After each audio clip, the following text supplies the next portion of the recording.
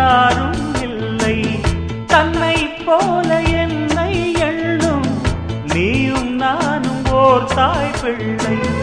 தம்பி உந்தன் உள்ளந்தானே அண்ணன் என்றும் வாழும் எல்லை.